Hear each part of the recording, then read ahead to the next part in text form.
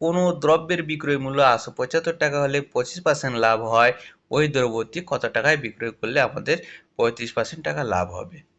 তাহলে একটা দ্রব্য সেটা 875 টাকায় বিক্রি করলে 25% লাভ হয়।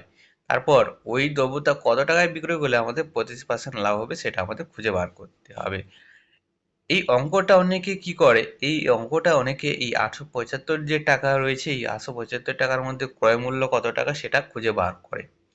সেটা খুঁজে বার করে সেটাতে আবার 25% টাকা যে লাভ, সেই টাকা লাভটা যোগ করে দেয়। তারপরে আমাদের উত্তর পাওয়া যায়। উত্তর তো পাওয়া যাবে সেভাবে, কিন্তু সেক্ষেত্রে আমাদের অনেকটা টাইম লেগে যাবে। ঠিক আছে? তাহলে এটা শর্টকাট কি হতে পারে? এখানে যে কনসেপ্টটা রয়েছে সেই কনসেপ্টটা ভালোভাবে বুঝো। হ্যাঁ, আমাদের যে লাভ ক্ষতির কনসেপ্ট, সেই কনসেপ্টটা বোঝা থাকলে এই অঙ্কটা ইজিলি কিন্তু হয়ে যাবে। এখানে বলেছে কোনো দ্রব্যের বিক্রয় মূল্য 875 টাকা, বিক্রয় মূল্য 875 টাকা, আর সেখানে 25% লাভ হয়। তাহলে 875 টাকায় যখন বিক্রি করা যায় তখন সেই দ্রব্যে 25% লাভ হয়।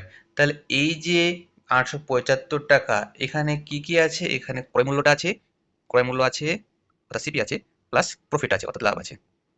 এই দুটো জিনিস আছে, এই দুটো মিলে হচ্ছে 875 টাকা। তাহলে এই যে 875 টাকা, এখানে আমরা লাভটা তো জানি 25%, তাহলে জিনিসটা কত হবে? ক্রয় মূল্য কত হবে? 100% হবে, আর এটা হবে 25%। তাহলে দুটো মিলে হয়েছে কত? 125%।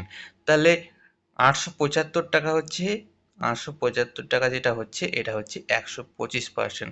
125% যদি 875 টাকা হয় তাহলে 1% কত? চলো 1% কত হবে এটা বুঝতে পারছো? এটা মুছে ফেললাম। এখানে 1% হবে, আমরা যখন কাটাকাটি করব দেখব ভাগ করে।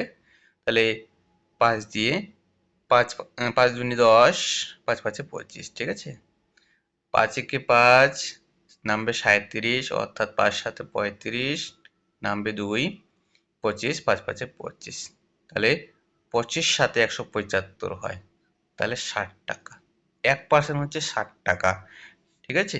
এবার 135%, তাহলে মানে 100% হচ্ছে আমাদের কি? 100% হচ্ছে আমাদের ক্রয় মূল্য, এর সাথে আমাদের 25% লাভ যোগ করতে হবে, অর্থাৎ আমরা সরাসরি এখানে 35% যোগ করে দিই। ঠিক আছে? তাহলে কত হলো? 135%।